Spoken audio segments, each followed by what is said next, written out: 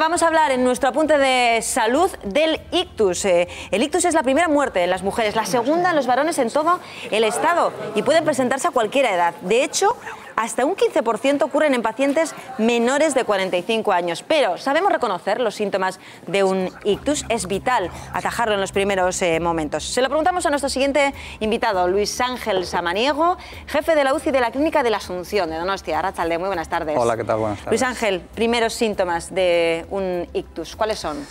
Pues son variados. Es difícil, lo que estabas comentando, efectivamente, definir cuál es el más frecuente, pero pasan desde una pérdida de conocimiento, una caída brusca al suelo, hasta sensaciones extrañas como falta de sensibilidad en una parte del cuerpo, en una pierna, en medio cuerpo, falta de fuerza, incapacidad para hablar, incapacidad para poder entender lo que me están diciendo. En resumen, la persona de repente entra en una situación como... De repente, lo has dicho. Exactamente, sí. De somnolencia que dice algo me está pasando. Y en ese momento, ¿cómo hay que actuar?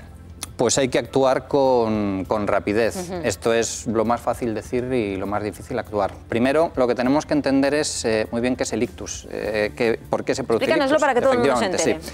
Es bien sencillo. El ictus es un accidente cerebrovascular agudo, brusco, y lo que se trata es de que hay una interrupción brusca de la sangre que llega al cerebro. Al cerebro le llega la sangre por las arterias y de repente hay un corte, igual que cuando hablamos del corazón, el infarto del corazón, hay una obstrucción del flujo sanguíneo que le llega al corazón, en este caso al cerebro, y entonces esa parte del cerebro que tiene que recibir alimento en forma de oxígeno y de glucosa... Cuidado con el micrófono, ¿eh? Sí. En forma de oxígeno de glucosa que lo transporta a la sangre, si no le llega el alimento se empieza a quejar, empieza a disfuncionar y si pasa un tiempo, que estamos hablando de segundos o minutos, eso deja de funcionar. Si esa zona afectada es una zona muy pequeñita del cerebro y que se encargaba de funciones más o menos banales, puede que no pase nada, incluso que uno ni se dé cuenta de que esté sufriendo un ictus. Efectivamente, podemos tener un ictus sin darnos cuenta.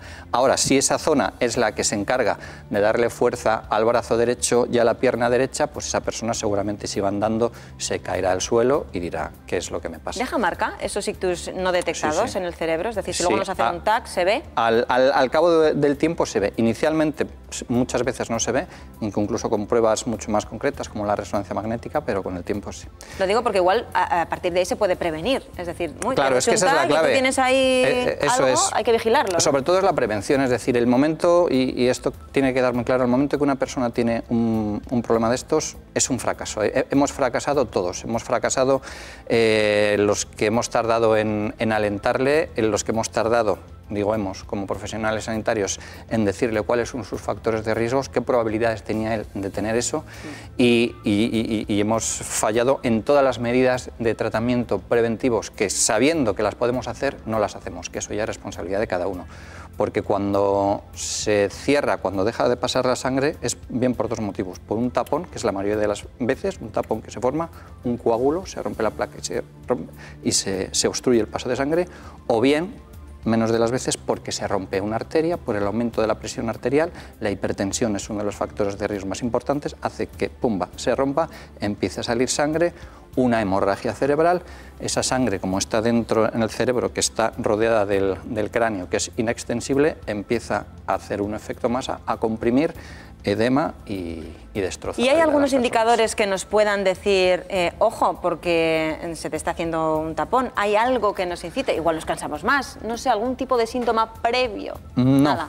Es decir, si tenemos la suerte de que la obstrucción de la arteria no es total, sino que puede pasar un poquitito de sangre que nos permita empezar a notar algo, si tenemos esa suerte, bien, porque nos podemos poner en alerta e ir corriendo al médico. Pero si no tenemos esa suerte, se acabó. Lo que sí sabemos es cuáles son los factores de riesgo que hacen que personas como nosotros tengamos más probabilidades de tener un ictus o no. Fundamentalmente, hay algunos que no podemos mover, como es el sexo y la edad. ¿Por qué? ¿Quiénes son los pacientes tipo? En las primeras edades las mujeres por el tema hormonal están protegidas, entonces primero es más frecuente en los hombres, pero a partir de la menopausia son las mujeres ya empiezan a equiparar y además luego como viven más años y esto está también relacionado con las edades más longevas, pues tienen mayor prevalencia, efectivamente. La hipertensión arterial, la hipercolesterolemia, el tabaquismo, el estrés y la falta de ejercicio físico. Vamos, lo que es malo para absolutamente todo. Y diabetes también. Es decir, esto es muy importante. ¿Quién de los que estamos aquí o que conozcamos no tiene uno de estos factores de riesgo? Que no hace el ejercicio físico que debería hacer, que no está en su peso que le corresponde, que tiene el azúcar descontrolado, que el colesterol tiene 240, 250 en lugar de tener 190, que la tensión arterial y que fuma o que bebe más del...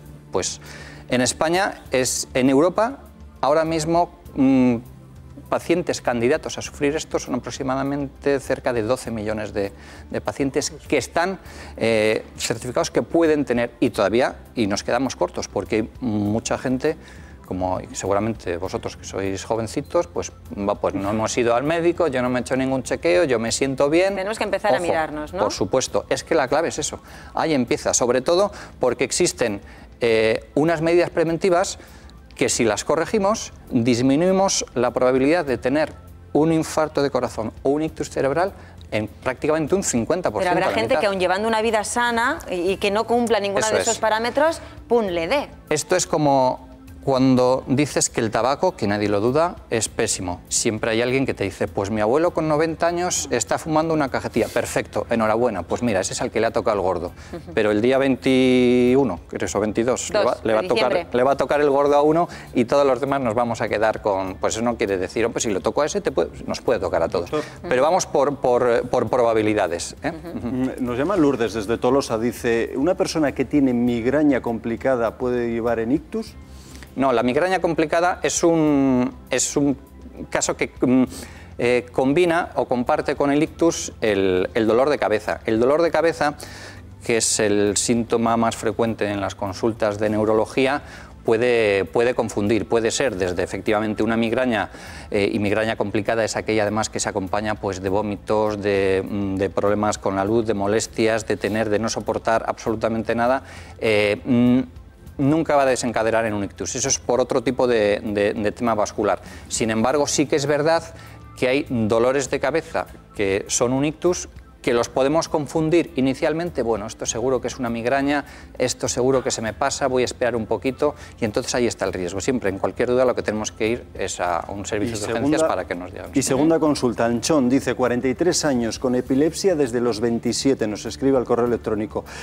¿Tendente a sufrir un infarto cerebral, un ictus? Los pacientes epilépticos y con este tipo de enfermedades sí que es verdad, por una alteración en el tema vasoreceptor y controlador de la sangre de las arterias, sí que tienen más riesgo de tener un ictus. Ahí lo importante es, primero, saberse enfermo y, en segundo lugar, seguir las recomendaciones terapéuticas de su neurólogo. Bueno, ahora nos ponemos en lo peor. Hemos tenido un ictus, pero no es de los más graves. ¿Qué podemos hacer a partir de ahí? ¿Rehabilitación? ¿Qué tipo de cuidados rehabilitación, sin duda. Es decir, es como decía, en ese momento... ya nos hemos equivocado porque seguramente, y esto quiero insistir en ello porque puede parecer duro, pero es que es así, seguramente parte de la responsabilidad la tenemos nosotros, porque seguramente esa persona era una persona que era fumadora, que tenía el colesterol alto y bueno, pues que tampoco le estaba haciendo mucho caso porque mira, a mí nunca me va a pasar.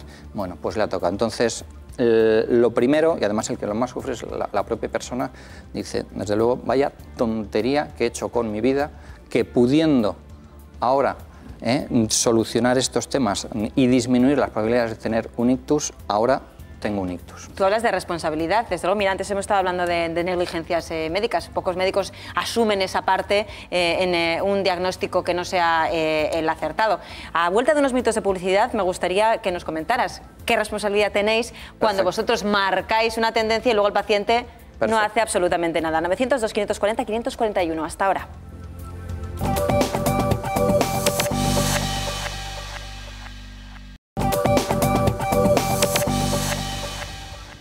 2:20 de la tarde. Onegui, si es que estáis comiendo ya, y atentos, porque seguimos hablando del ictus con el doctor Luis Ángel Samaniego, jefe de la UCI de la Clínica de la Asunción. Cómo prevenirlo, cómo actuar en un primer momento. Tú antes has escabullido, no sé si conscientemente, la respuesta. Rápido, pero tú imagínate que ahora mismo nos da un ictus a una persona. Aquí, ¿cómo tendríamos que actuar? Inmediatamente lo que tenemos que hacer es llamar al 112, por supuesto, y trasladar al hospital lo antes posible. Ahora ya se están organizando en la mayoría de los hospitales, y en el Hospital de San Sebastián, en el Hospital Donostia, tenemos una unidad de ictus estupenda, donde identifican el problema en el menor tiempo posible. En 20 minutos aproximadamente ya tienen un escáner hecho, ya saben cuál es el problema que tiene, y entonces le dan una solución que puede pasar desde poder solventar el tema que produce el ictus, la obstrucción de la arteria, o si no, identificar pues el pronóstico e iniciar las medidas de tratamiento para que las complicaciones, sobre todo las secuelas, sean las menos posibles, porque luego el siguiente problema de estas personas, es decir, el 70% de la gente que tiene un ictus suele sobrevivir. Hay un 30% que se muere, o bien en el momento, o bien no sale del hospital con vida. Pero luego queda el 70%, donde un porcentaje muy alto está con unas secuelas, con unas discapacidades que eso va para toda la vida. Y eso genera ya no solamente al propio paciente, sino a su entorno familiar, al entorno social y al entorno económico del país en el que se encuentra, pues un gasto que de ahí la insistencia en las medidas preventivas. ¿Y esa rehabilitación a la que hacíamos alusión antes, puede llegar a mejorar la calidad de vida o volver a una situación normal de antes del ictus? Claro. ¿O no es tan milagrosa? Siempre está en función del territorio del cerebro que se haya habido afectado por la falta de sangre, y sobre todo del tamaño. Si es una zona muy pequeñita, a veces quedan secuelas que externamente, de forma motora, son imperceptibles. Lo que pasa que luego también hay que esperar a lo largo del tiempo, porque existen luego problemas de dolores de cabeza como consecuencia de aquel ictus que tuviste, alteraciones del comportamiento. Los amigos del entorno suelen decir, este ya no es el que era, ya no es el que era. Pero bueno, eso en el mejor de los casos, porque sigue siendo una persona independiente y tira para adelante. El problema es que con 45 o 50 años tengas una hemorragia cerebral o un infarto cerebral, te quedes hemipléjico, que es decir, media parte de tu cuerpo sin poder movilizarte, que no tengas dificultades deglutorias, tengas que tener alimentación a través de una sonda, y que puedas ver pues, a tus hijos todo el día encamado con los problemas de las úlceras y tal, con una vida limitada. Sí, desde luego que no es un panorama nada y con bueno. todo lo que comentamos antes, que si todavía además tienes la percepción correcta, es decir, la angustia y el sufrimiento de esa persona es horrorosa. Por ejemplo, en el infarto del corazón, que el mecanismo es el mismo y que nos pasa lo mismo, ahí tenemos la suerte de que las secuelas inicialmente, al no ser neurológicas, el paciente se siente bien. Pero es tal el drama que tiene una persona, yo que en la UCI lo recibimos en la fase aguda, un tío de 50 años, que hasta ayer estaba haciendo la vida más normal, con todos sus proyectos, con la crisis, con lo que quieras, con los hijos, y de repente, pumba, la vida te da un hachazo. Es decir, la angustia que tiene esa persona en la cama del hospital, a pesar de que le dices qué suerte has tenido, que tienes una segunda oportunidad, es decir, se vienen abajo. El problema hay de depresión es brutal. El 75% de las veces que no se reincorpora uno al trabajo no es porque el corazón no funcione, sino es porque psicológicamente no está preparado.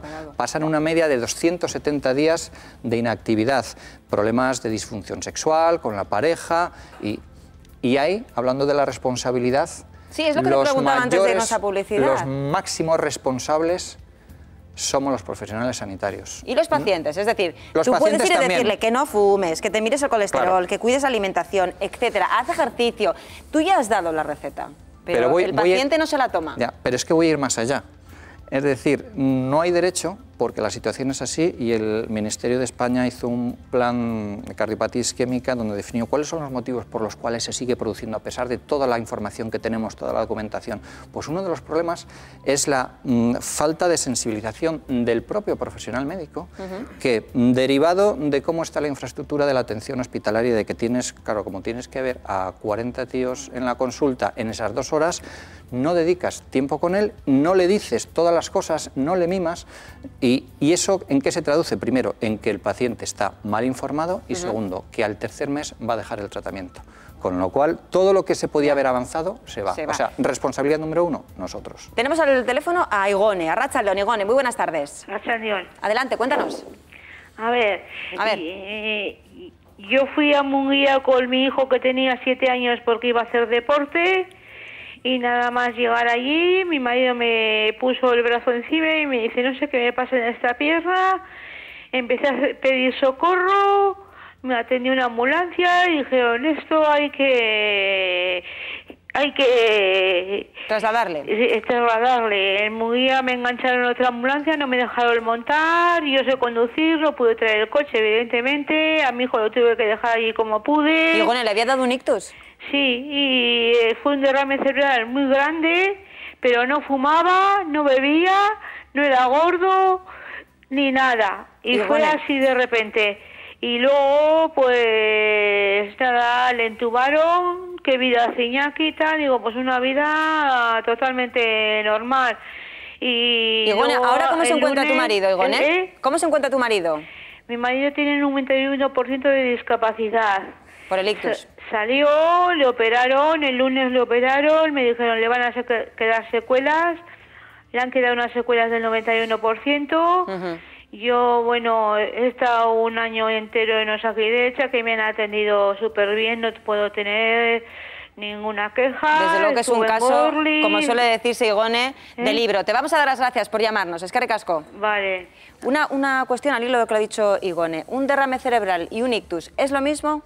El ictus es falta de sangre que llegue al cerebro. Y la sangre no llega bien porque se obstruye, que es un problema isquémico, o porque se desparrama, porque se rompe el vaso y hay una hemorragia. Ese es el derrame. Ajá. La hemorragia cerebral es el derrame. Entonces, es un ictus. Vale, o sea que estaremos hablando de lo mismo. De lo mismo. Ya lo siento, estamos a puntito de terminar, muy interesantes, muchas llamadas que se han quedado en el tintero, así que tendrás que volver en otra ocasión. Cuando queráis. Eskerrik asko, muchísimas gracias, doctor. A todos vosotros también y a vosotros que estáis ahí cada día. Un beso fuerte. Biar Arteta, ondo izan, agur.